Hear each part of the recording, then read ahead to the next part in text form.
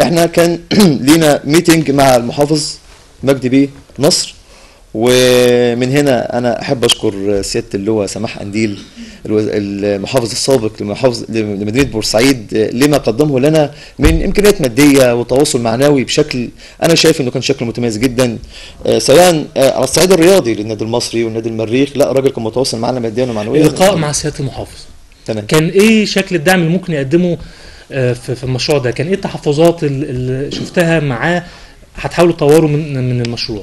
والله المحافظ عقد اجتماع مع كابتن احمد جوهر رئيس النادي وكابتن مرسي سرحان، واصفر اجتماع عن ان هو هيدرس الموضوع بشكل جادي جدا وهيحاول ياخد فيه قرار. المشروع ده متوقف على ان لازم مجلس الوزراء باشمهندس ابراهيم محلب لازم يمضي على المشروع. ليه؟ لان حق الانتفاع 25 سنه في القانون دي ما عادش في حاجه اسمها 25 سنه.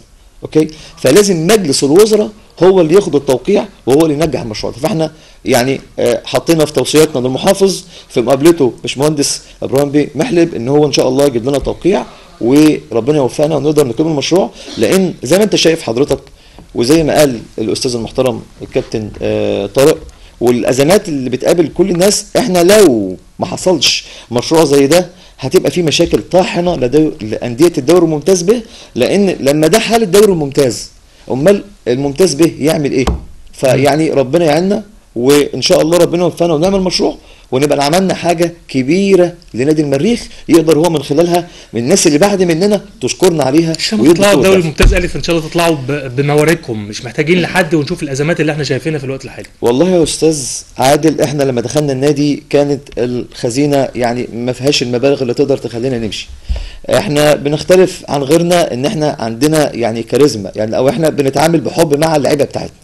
يعني احنا لما دخلنا نادي المريخ كان نادي المريخ متقهقر في المستوى وفي التصنيف بتاعه لورا خالص. بدأنا نستعيد الطيور المهاجرة تاني لنادي المريخ، جبنا ابناء نادي المريخ المخلصين اللي بيحبوا نادي المريخ، اللي ما اعتقدش ان هم ممكن يختلفوا معانا في اي امور ماديه. جبنا مصطفى جعفر ابن نادي المريخ هو عاشق لنادي المريخ، جبنا اسامه السيد، جبنا شامل بطوط، جبنا احمد عبد الرازق، بالمناسبه كل دول لاعبي الدوري ممتاز وكل دول محبين لنادي المريخ. جبنا عبد الله شلبي، لا جبنا ناس مجموعه يقدروا يستحملونا حتى لو في ازمه ماديه، وانا بحييهم وبشكرهم من هنا. حتى لو في ازمه ماديه هم بيحبوا نادي المريخ جدا ومكملين معانا، وان شاء الله ان شاء الله احنا بنوعد جمهورنا من هذا المنبر باذن الله ان احنا هنكون على موعد في دوري الترقي، ان لم يكن باذن الله ان شاء الله نكون احد انديه الدوري الممتاز لمجاوره النادي المصري ان شاء الله باذن الله. باذن الله.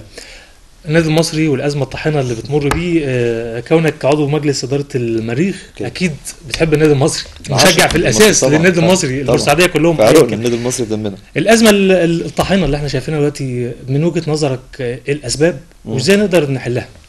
والله ما انا زي انا قلت لحضرتك نقطه موهت عليها. هي في مشاكل، هو لو الحب مش موجود مش هيبقى فيه انتماء، مش هيبقى فيه ان انا الحب ما بين مين ومين بقى؟ الحب ما بين اللعيبه للنادي المصري اللي كان النادي المصري. النادي المصري ده انا شايف ان اي لعيب له الشرف انه يلبس تيشيرت النادي المصري. النادي المصري بيمر بازمه، وانا بقول ان بصراحه انا بعذر المجلس الاداره وبشكر مجلس الاداره بتاع الكابتن ياسر يحيى انه تولى المهمه دي، وبقول الله يكون في عونه. الراجل تولى المهمه من ايام المشكله بتاعت ماتش المصري والاهلي تمام. حتى الان دي حاجه بالغه الصعوبه. هو بيقابل مين؟ يعني ناس ولادها ماتت وناس ولادها مسجونه.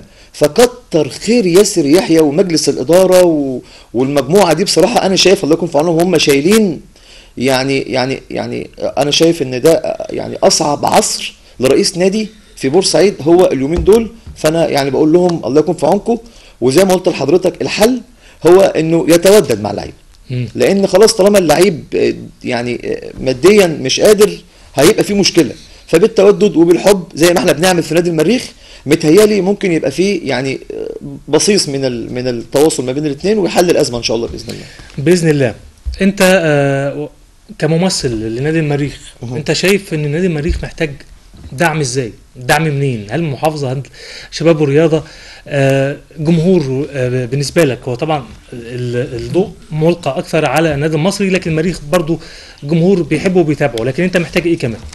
والله احنا يعني الشعبيه الثانيه بورسعيد بعد النادي المصري، وفي ناس كتير كان غايبه عنهم نادي المريخ حتى في بورسعيد، واحنا بالنتائج بتاعتنا بدانا نخلي الناس تنتبه ان في نادي اسمه نادي المريخ، وبيعمل نتائج هايله جدا جدا جدا.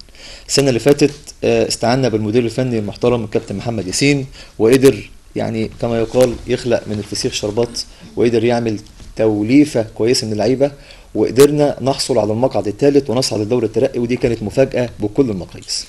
كل الاعلاميين والفضائيين راهنوا على ان نادي المريخ هيكون حصلت المجموعه، وهيكون هو الفريق اللي لا يمكن يحصل على حتى 3 نقاط.